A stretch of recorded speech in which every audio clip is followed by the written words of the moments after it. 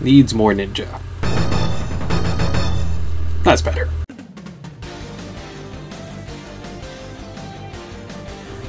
Hello again, ladies and gentlemen.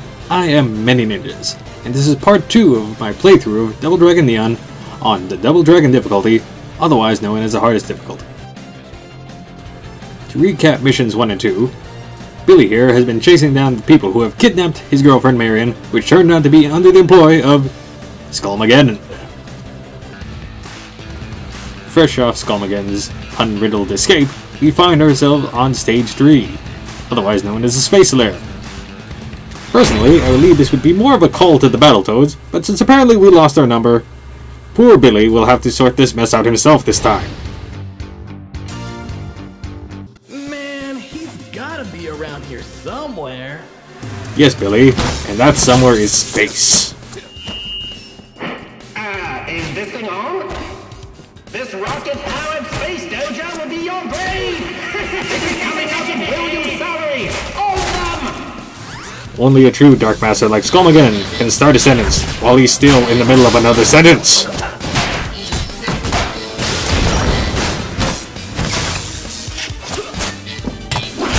Side note, the hover missiles here are the only enemies you can actually throw without having the dizzy first. A secret you only learn by actually talking to the shopkeepers there, which after the first, or the second stage in this case, are actually hidden throughout the stage in some form or another.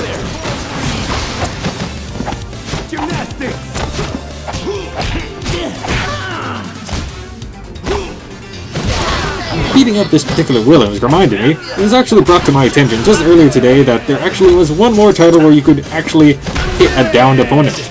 Double Dragon Advance does have something along those lines, although it's more of a mounted attack where you punch or kick the foe. I can't quite recall, it's been a while since I played Double Dragon Advance.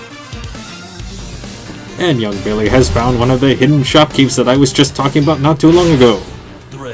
This would make a particularly good time to buy a few extra mixtapes in order to fill up the slots I happen to have here.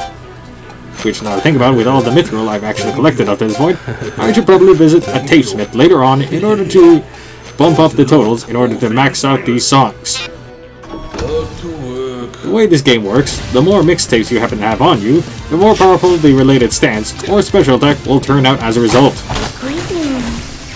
Please welcome the most refined Ichisume, who, much like the hover missile, is an enemy which, as far as I personally know, has no equivalent in other Double Dragon titles. This new enemy will follow one of two different attack patterns. From a distance, she'll just chuck out one of her fans. But if you happen to be up close when she is attacking, she will actually resort to a spinning attack, which will hit from both in front and behind, which, last I checked, cannot be knocked out of, even if you happen to use a special, at least until after the move has mostly finished.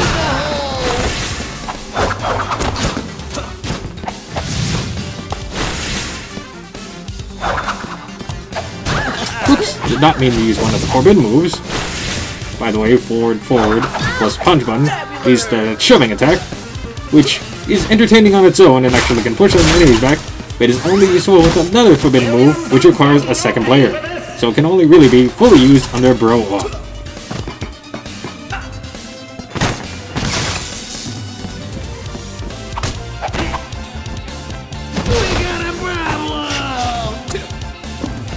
For anyone keeping count, that's at least 4 different types of Williamses at this point, both a regular and an Afro version, and their space equivalents. For those wondering why I love to break Skullmageddon's TVs for the most part, there happens to be an achievement related to it if you break all the TVs in both this stage as well as the next one. I've already actually taken care of that achievement, so that's why you might see me skip a TV or two here. This particular segment of the stage is actually somewhat dangerous due to the fact that you're dealing with Williamses, which can be carrying bats at this point, as well as Ichisume, who under even normal circumstances is kind of hard to hit. And down goes Billy. Fortunately, I picked up that one up earlier in the stage for just such an occasion. Well, not so fortunate if your name happened to be Williams, because I don't really take well to dying.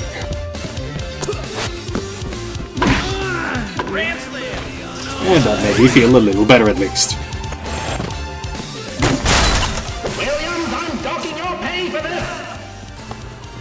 The person behind Skullmageddon's dialogue, I'd like to extend a great deal of thanks to you, because you entertained me greatly and really made the title.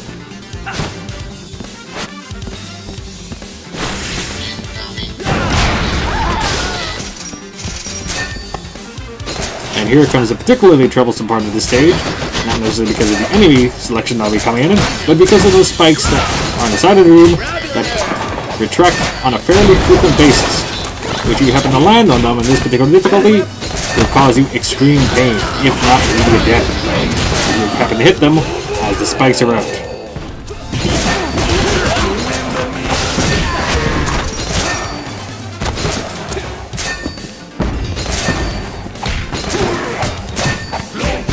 And this was poorly timed. And into the spikes, no doubt. Ouch.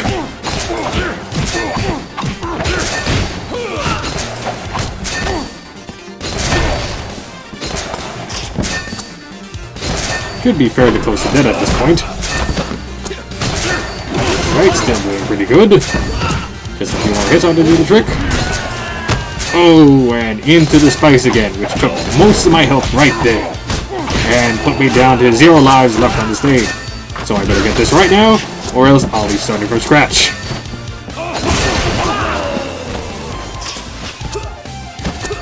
Alright, didn't end on a pretty note, but still managed to get through the stage. And that's the important part. It doesn't hurt too much to lose too many lives on the stage, as long as you don't lose completely, because they will actually reset your live count at the start of the very next stage. Going to take a quick pause here, as with Mission 3 done, we're going to go into Mission 4, which is actually a stage with a boss. See you on next video.